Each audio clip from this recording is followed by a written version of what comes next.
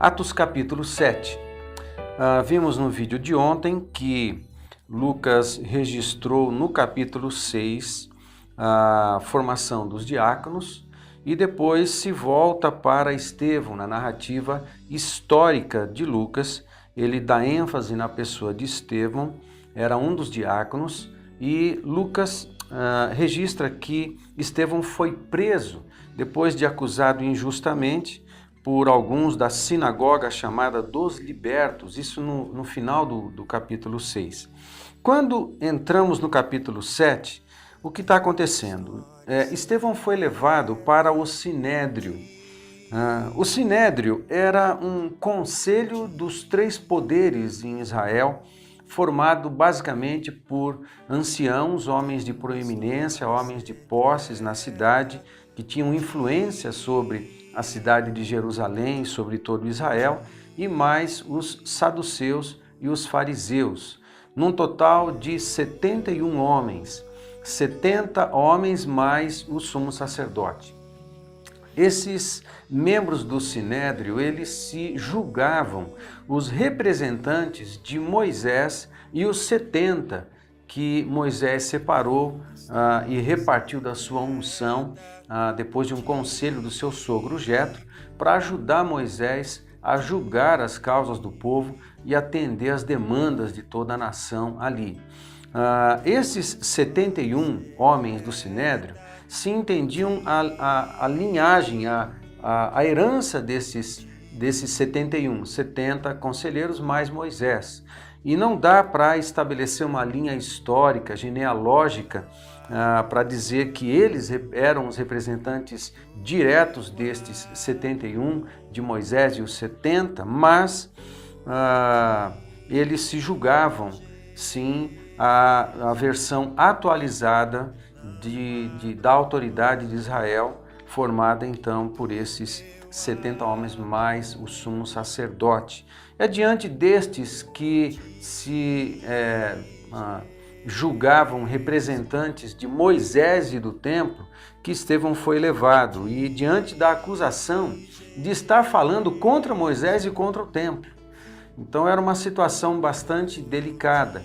No verso 1 do capítulo 7, o sumo sacerdote é uma das evidências de que este sinédrio era o grande sinédrio. Existiam os pequenos sinédrios que estavam espalhados por diversas cidades de Israel, mas o grande sinédrio se reunia em Jerusalém, na presença do sumo sacerdote. Então essa é uma informação que nos garante o fato de Estevão estar diante do grande sinédrio. No verso 2, então, depois de indagado pelo sumo sacerdote, Estevão começa o seu grande discurso, uma coisa linda, maravilhosa. Foi um discurso espetacular que Estevão faz, em que resume praticamente toda a história da revelação a partir de Abraão.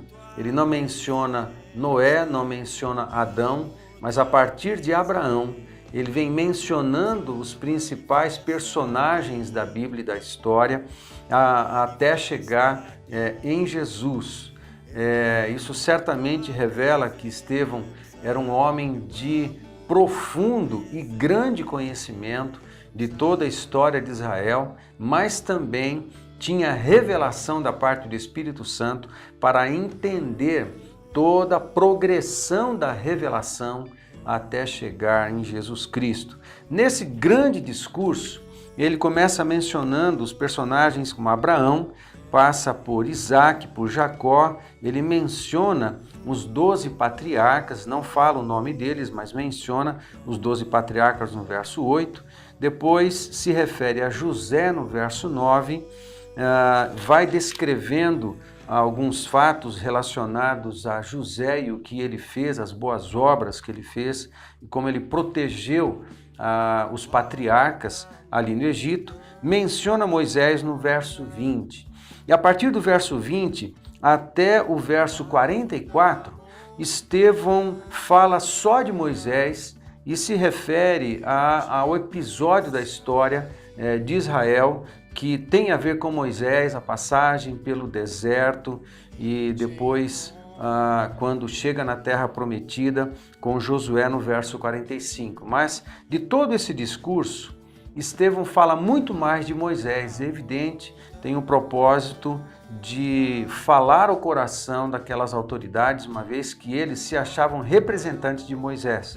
E ele menciona Moisés de uma maneira espetacular, com detalhes maravilhosos a respeito de Moisés como homem de Deus, servo de Deus, e como Deus veio usando Moisés, bem como Josué, Davi e Salomão, para estabelecer a sua vontade. Mas quando ele chega no verso 51, Estevão se volta para as autoridades do Sinédrio e fala assim para eles: homens de dura cerviz e incircuncisos de coração e ouvido, vós sempre resistis ao Espírito Santo, assim vós sois como vossos pais.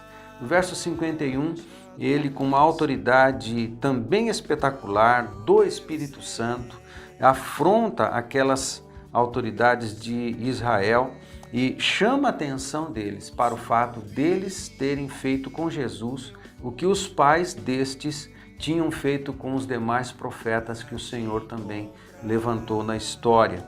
Quando chegou nesse ponto, no verso 54, eles se voltaram contra Estevão. Essa verdade pregada por Estevão custou bastante caro, porque ele foi arrancado do Sinédrio, foi lançado fora da cidade, foi apedrejado e suas vestes foram arrancadas, e bem perto de morrer, lançaram as vestes de Estevão aos pés de um jovem, no verso 58, chamado Saulo.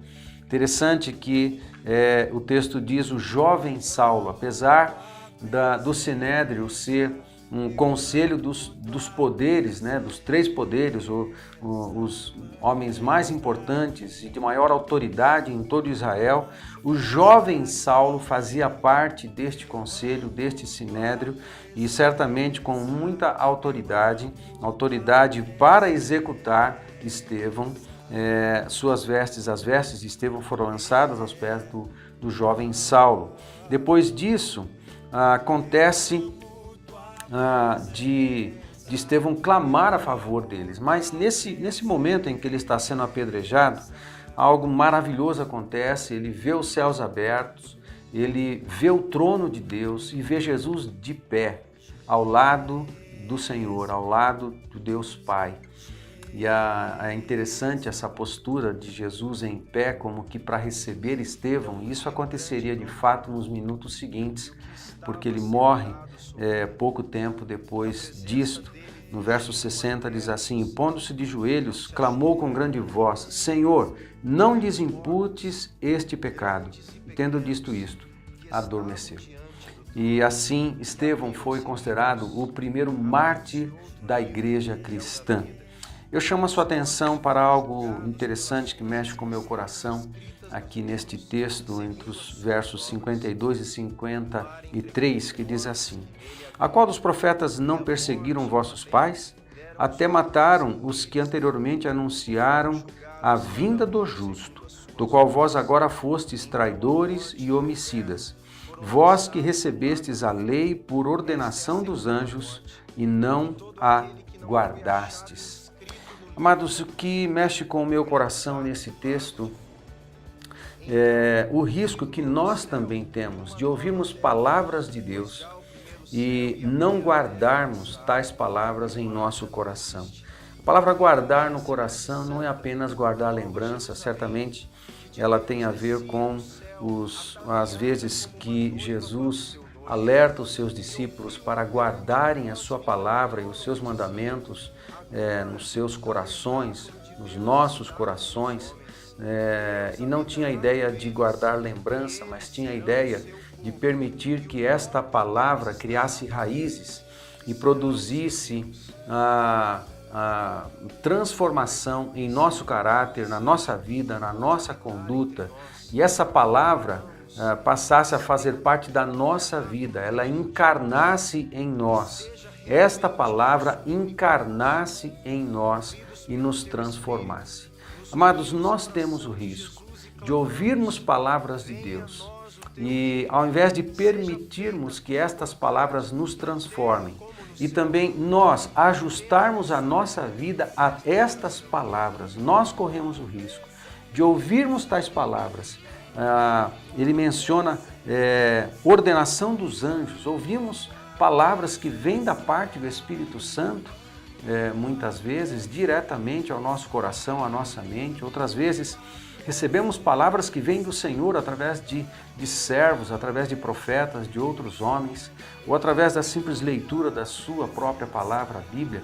Muitas vezes ouvimos palavras do Senhor e corremos o risco de não guardá-las, e isso chama a minha atenção.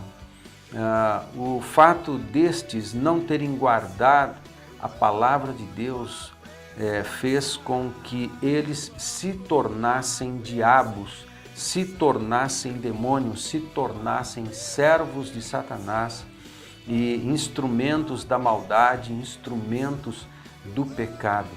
Amado, eu tenho o desafio de permitir que toda palavra de Deus seja guardada no meu coração e esta palavra transforme a minha vida, transforme o meu caráter à semelhança do caráter daquele que é a própria palavra, Jesus Cristo. E também que estas palavras norteiem a minha vida, o meu foco, visão, o foco da minha vida, a direção do meu viver, da minha caminhada, do meu chamado, do meu ministério, a palavra me transformando e a palavra me guiando. Eu tenho que ajustar a minha vida à palavra de Deus. A palavra de Deus é semeada em mim, eu tenho que permitir que ela encarne em mim, e esta palavra ela deve transformar a minha vida e eu devo me entregar para ela, permitindo que ela me guie e me direcione os passos em tudo, absolutamente tudo. Que eu e você sejamos responsáveis com todas as palavras que já recebemos de Deus, permitindo que de fato elas nos transformem e nos direcionem e nos guiem. É isso. Faça uma boa leitura do capítulo 7 de Atos, este texto maravilhoso que registra a morte do primeiro mártir da igreja, Estevão. Muito mais palavra, muito mais fé e ação. Deus te abençoe.